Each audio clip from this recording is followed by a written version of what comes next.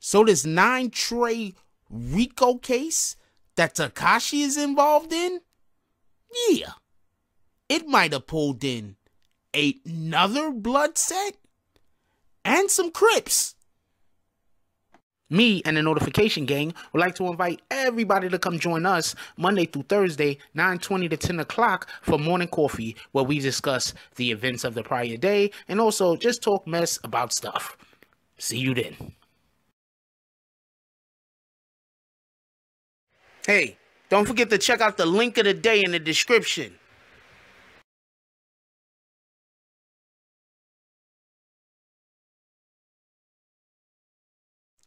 BBN, Jack Frost.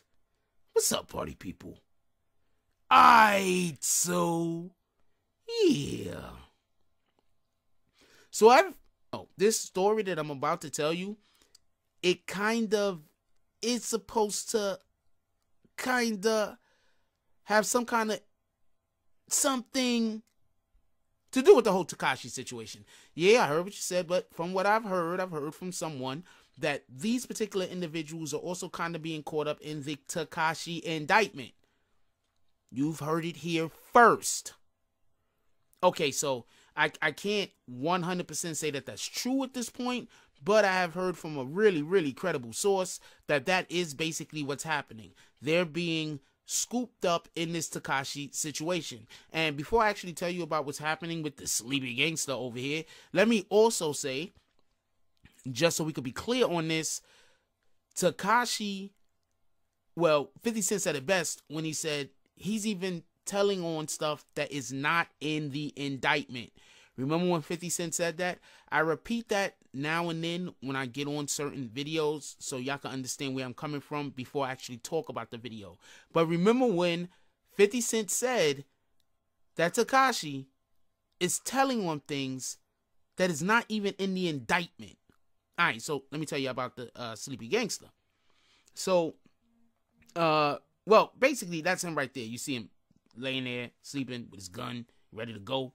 Anyway, so basically, this photo happened because he had came home at some time. I believe this was like in 2016. It says right there the photo was taken July 27, 2016, and he had came home recently from a he was away. We're just gonna say away at this point, and his girlfriend had decided that she was gonna take this photo of him while he slept, and then this photo of him while he slept ended up going on Facebook. And then when he got on Facebook, that's basically the moniker in which he was given as far as this right here is concerned. So let me tell you about the case that involves the sleepy gangster. So basically, the feds busted 8 individuals that are allegedly 8-tray Cowboy Crips and Bloods gang members for peddling cocaine and driving around Brooklyn with automatic weapons. So, yeah. So that's what they were allegedly busted and why they was busted for. There's 4 suspects. One is named Ramel Mello Smith. Then there's Shakim Shaw Carr. Michael, that's the gentleman that was just up there, the sleepy gangster. Michael Shooterlow Martin and Jamel Vooks Aldridge. They were all arrested for drug trafficking and weapons possession charges in Brooklyn on Thursday. That's basically that was Valentine's Day. For everybody that don't know, in 2019, Valentine's Day was on a Thursday. So yeah, that was on Valentine's Day that they got picked up and they got arrested on. Okay, so the charges is Slick Smith is allegedly the ringleader of the gang's conspiracy to move at least 280 grams of cocaine in Brooklyn. This is what the prosecutor is saying. Might I also add, this is what the prosecutor is saying. That doesn't necessarily mean that is what happened. At this point, all I have is what the prosecutor is saying. Copy? Okay, so federal investigators who have been tracking the 4 men since November 2018 overheard Smith arranging to sell heroin, cocaine, and marijuana on an almost daily basis. Okay, so I have a whole bunch of questions with this, and one of the main questions that I have is just they've heard him talking about selling these things on a daily basis. I would want to know why they decided to pick them up on Thanksgiving is usually on a Thursday also. On Valentine's Day, well, Thanksgiving is always on a Thursday. On Valentine's Day, why then pick them up? I'm just curious. So basically, Smith, they overheard basically every day they are saying, may I also add, since November 2018, that's just a couple of months ago, they've overheard him talking about selling heroin, cocaine, and marijuana almost on a daily basis. So obviously they had wires tapped and basically. So prosecutors argue the men repeatedly boast online of their affiliation with the 8 Trade Cowboy Crips, writing, "Always Crip in my heart," and flashing gang signs. Now, with that being said, might I also add, there are people who are gang members that don't commit crimes.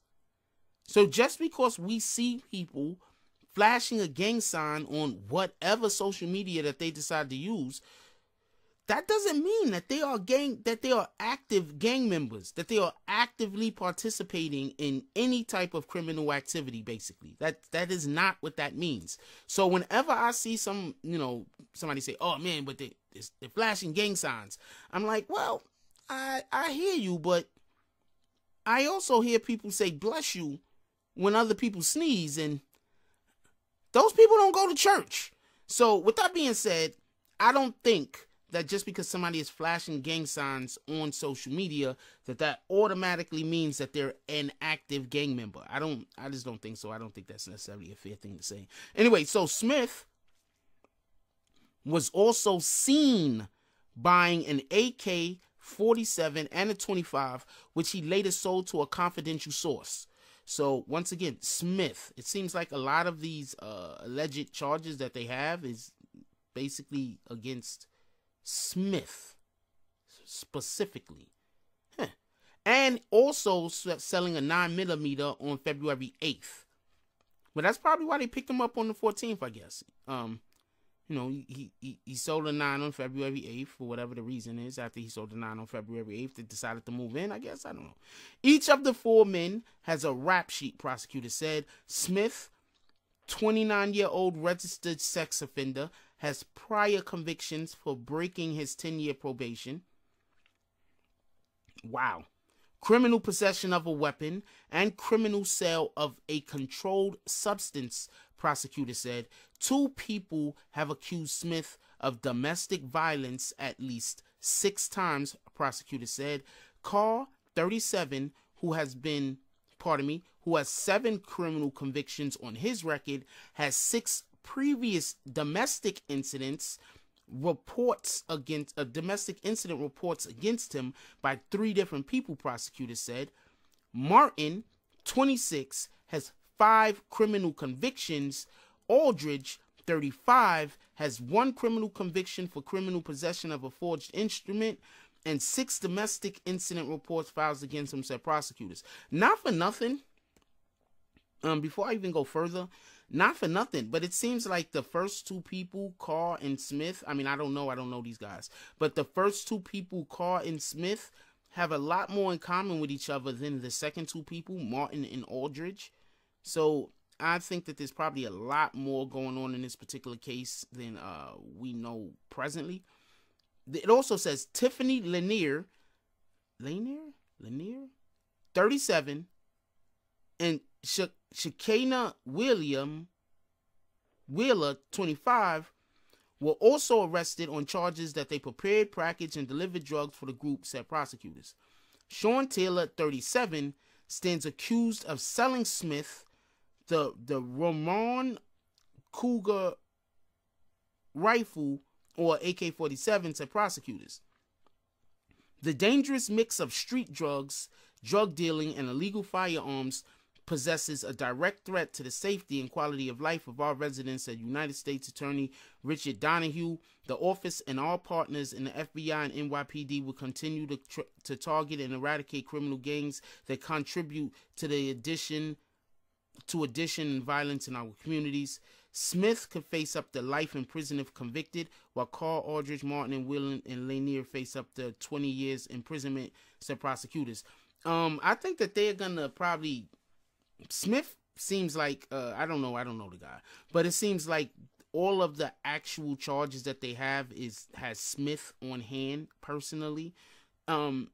Sometimes I'm going to look into this, but sometimes, because I know a little bit about this so far, but I don't really want to go and just, speak out of turn.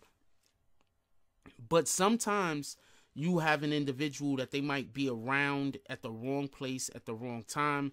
That might be the case for a couple of people involved in here.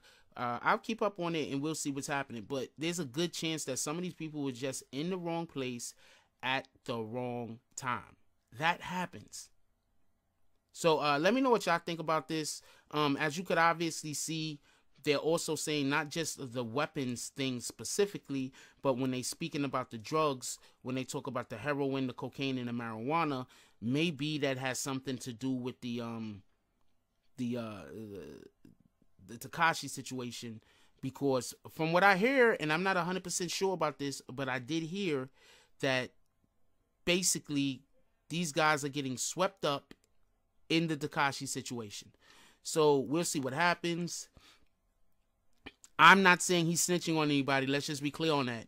I'm just saying that's what I heard. Not that he snitched, but that they had got wrapped up in that whole type of indictment, that they're wrapped up in the indictment. So we'll see what happens. Anyway, put the comments down below. I want to know what you guys think about it. And also, what do you guys think about this guy's, like, Monica being the sleepy gangster? Like, what's up with that? I'm just curious about that. Anyway, so leave it down below. I want to know what you guys think. Like, comment, subscribe. Join the notification gang. Hashtag Bronx Bombers. Let's get it. I love y'all. Take care of each other. Hug the kids for me. I haven't forgotten about you. And that's all I got on this one. I'm out. If you like this video, please hit the like and subscribe button. If you would like to help dictate the direction that this channel takes, please leave a comment. All comments are appreciated, whether positive or negative. Thank you very much and enjoy your day. And remember, positive thoughts cause for positive things to happen. Let's get it.